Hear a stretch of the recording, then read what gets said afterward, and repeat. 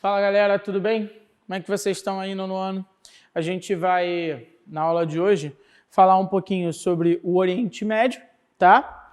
E a gente vai falar hoje exclusivamente, né, sobre os recursos naturais presentes na região, um pouquinho do histórico da região, que você também já viu na aula anterior, mas a gente vai mencionar um pouquinho do histórico para falar dos recursos naturais da região e da economia da região.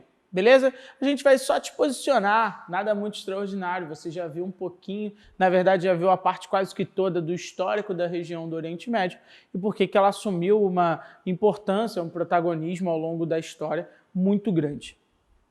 Tá? Bom, vamos lá. Qual é o motivo da expressão Oriente Médio? Isso é muito importante a gente pensar. O Oriente Médio é justamente essa areazinha aqui que você está visualizando, e ele era chamado assim porque para a Europa tudo a partir dela era Oriente, né? E para a Europa o Extremo Oriente, no período do chamado Caminho da Seda, né? Ou a chamada Rota da Seda, o Extremo Oriente ficava nas Índias, né? E aí qual era a dinâmica? Na China e na Índia, né? Então, para eles, o Oriente Médio era a metade do Oriente e por isso, então, esse termo acabou sendo usado até os dias atuais, tá? Então, por isso a expressão Oriente Médio, ok? Bom, o Oriente Médio pega principalmente essa região, então, onde estão listados esses países que você está visualizando. Você já visualizou também a história e já sabe que a imensa maioria desses países do Oriente Médio tem origem árabe, né? Isso já foi falado para você no capítulo passado, ou seja, na aula passada, desculpa, capítulo não, aula passada, tá? Então, a gente vai ver um pouquinho dos aspectos físicos para a gente poder entrar nos recursos naturais, beleza?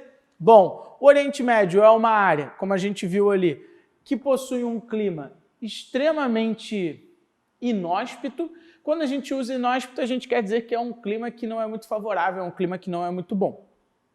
Tá? Então, o clima inóspito é um clima que não é muito interessante de ocupar, não é um clima que atrai as pessoas. Então, o Oriente Médio possui um clima que varia entre um tropical semiárido e um clima desértico. Tá? Ou seja, aqui nessa região do Oriente Médio você vai ter o predomínio de áreas desérticas e semiáridas. Beleza? Esse é o grande domínio da região. Então, não é uma área muito interessante para morar, né? Para dominar. Beleza? Então, como você pode ver pela imagem aérea, essa região se apresenta como uma extrema área desértica e bem montanhosa, tá? E eles têm um grave problema nessa região de carência hídrica e até, a gente pode dizer assim, uma disputa muito direta por água, né? É muito comum ocorrer essa disputa na região por água. Por exemplo, por quê, professor? Porque existem 3 rios principais na região do Oriente Médio. Um deles é o Rio Nilo, que está aqui nessa parte que é a África, mas também é considerado Oriente Médio por causa da sua influência. Lembra que a parte, só para retornar um pouquinho, a parte norte da África, tá? Que é onde está o Egito, que tem parte na Ásia e na África, a parte norte da África ela tem forte influência árabe e por isso é considerada uma extensão do Oriente Médio, tá? Então, só para você entender que o Rio Nilo é um dos rios importantes nessa região e, fora isso, nessa região a gente tem 2 rios importantes, o Rio Tigre e o Rio Eufrates, tá? Esses rios, então, só para você entender que toda essa área do Oriente Médio disputa essa água desses 2 principais rios. Tá? Então, por isso, muitos países do Oriente Médio hoje já praticam, já possuem ou necessitam retirar a água do mar e dessalinizar a água, que é um processo que não é barato, exige uma alta tecnologia, tá? E faz com que o acesso à água seja difícil, não seja um acesso fácil, não seja um acesso simples. Beleza? Só para você entender, então, que é comum também falar de algumas possíveis disputas na região por água, né? Pelo domínio desses rios, tá? Só para você ficar situada, a região, ela também possui uma instabilidade tectônica, ou seja, é uma região de borda de placa tectônica, a placa arábica, como você está vendo aqui. Então, assim, extremamente comum o acontecimento de terremotos na região, tá? Do Oriente Médio. Beleza? Só para afirmar o que eu estou te dizendo, aqui vão os principais pontos em que já ocorreram tremores, né, na região do Oriente Médio. Você vê aqui que principalmente na área do Oceano de Encontro e na área do Irã, do Afeganistão aqui, são áreas onde são mais comuns a presença de terremotos. Tudo bem? Bom, vamos agora às riquezas minerais, os recursos naturais da região.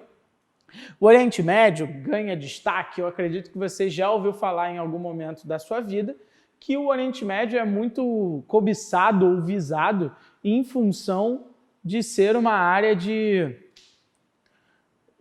riqueza de petróleo, tá? Como assim, professor? Riqueza de petróleo. Cara, só para você ter uma breve noção, aqui está o gráfico com a quantidade de petróleo por diferentes lugares ou continentes, ok? Então, por exemplo, na América Central e do Sul, eu tenho 9,4% das reservas petrolíferas do mundo, tá? Na Europa e na Ásia, né, a chamada Eurásia, 9,3%. Na África, 7%. Na América... Ou seja, olha o Oriente Médio. O Oriente Médio tem 65% de toda a reserva petrolífera do mundo.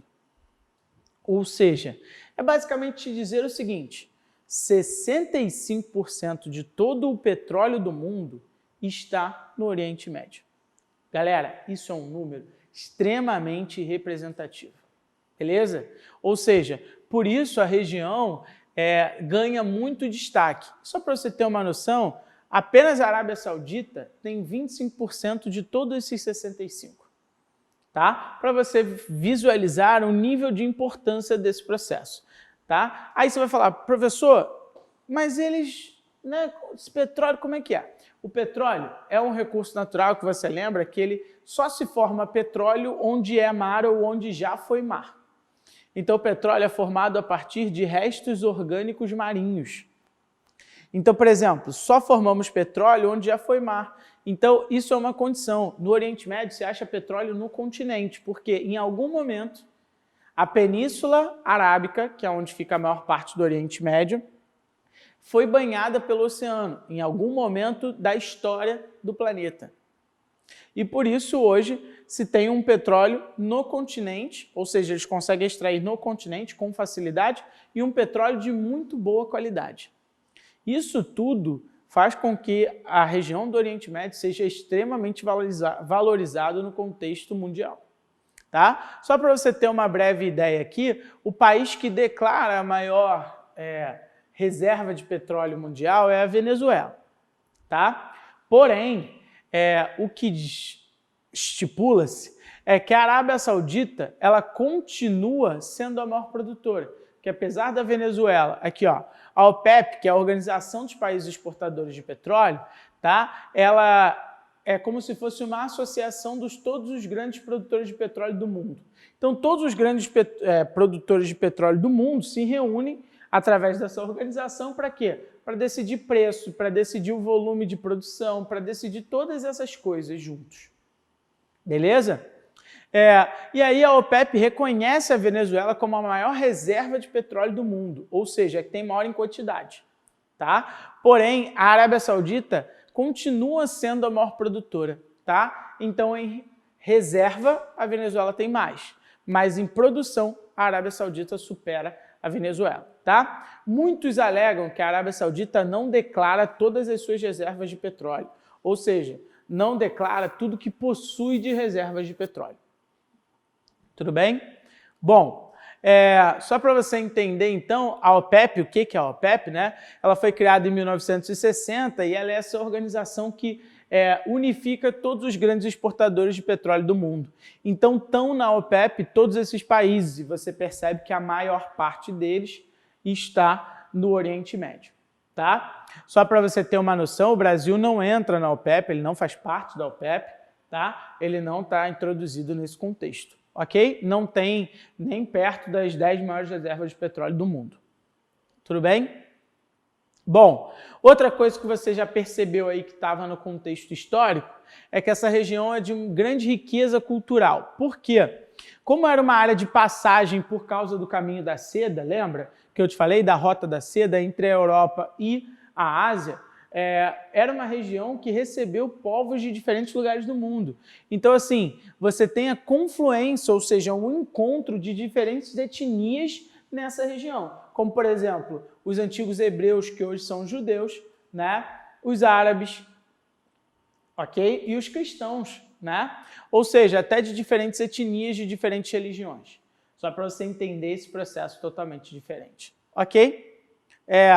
Então, pensem o seguinte, reflitam o seguinte, tá? Essa região, ela assume esse nível de importância principalmente a partir do momento da segunda Revolução Industrial, quando ocorre a descoberta do petróleo, quando o petróleo passa a ser extremamente valorizado e esses recursos minerais da região dão uma importância geopolítica. Por isso que sempre que você ouve falar de conflitos na região do Oriente Médio, tem um pensamento de envolvimento norte-americano e os Estados Unidos, a maioria das vezes, está envolvido porque tem fortes interesses sobre o petróleo nessa região, né? Então, assim, qualquer conflito no Oriente Médio não é um simples conflito, justamente porque tem uma série de interesses econômicos e minerais envolvidos nesse processo. Beleza? Bom, espero que você tenha curtido, você tenha entendido um pouquinho dos aspectos físicos, né? Leia a sua apostila, verifique e qualquer coisa, estamos aí. Faça os seus exercícios. Beijo grande. Até a próxima.